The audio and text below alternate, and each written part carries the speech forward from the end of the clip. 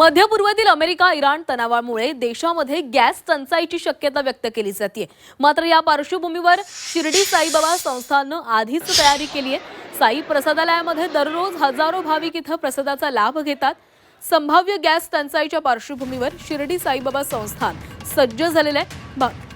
भाविकांच्या प्रसाद सेवेवर कोणताही परिणाम होऊ नये यासाठी संस्थान प्रशासनानं आधीच नियोजन केलंय। साई प्रसादालयामध्ये सध्या सुमारे 20 टन गॅसचा साठा उपलब्ध आहे। या प्रसादालयामध्ये दररोज सुमारे 1.5 टन गॅसचा वापर होतो। मात्र उपलब्ध साठ्यामुळे पुढील किमान 20 दिवस गॅस टंचाईचा कोणताही परिणाम होणार नाहीये।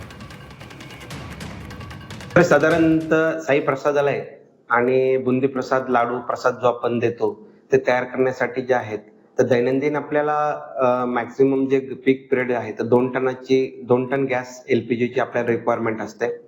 तर आपल्या इथे जे आहे तर 10 टनाच्या 2 बुलेट्स आहेत, म्हणजे 20 टन आपल्याकडे लोड आपण साठवू शकतो। आणि एक इमर्जन्सी म्हणून एक कमर्शियल 47 किलोचे जे सिलेंडर आहेत तर त्याचं एक गॅस मॅनिफोल्ड आहे, तर त्यामध्ये साधारणतः जे आहेत 4 टन, म्हणजे असं एकूण 24 टन लोड आपण साठवू शकतो गॅसचा। आणि यासाठी जे आहेत तर आपण आयओसीएल बीपीसीएल कडनं जे आहेत बल्क मध्ये जे आहे टँकरद्वारे आपल्याला गॅस पुरवठा केला जातो। परिस्थितीमध्ये जर एलपीजीचा पुरवठा जर काही खंडित झाला किंवा अपुरा झाला तर त्या दृष्टीने संस्थांना निश्चितच पावले उचलावे लागणार आहेत। आणि त्यामध्ये जे आहेत तर जर जे आपण प्रसाद भोजन देतो त्यामध्ये थोडासा बदल करावा लागणार आहे, जेणेकरून जास्तीत जास्त भाविकांना आपण प्रसाद भोजन त्याद्वारे उपलब्ध करून देऊ शकतो।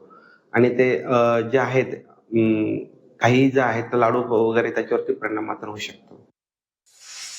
इंधन खर्च जो आहे याच्यात बचत होण्यासाठी जे आहे तर 2008 साली आपण सोलर स्टीम कुकिंग प्रोजेक्ट चालू केलेला होता।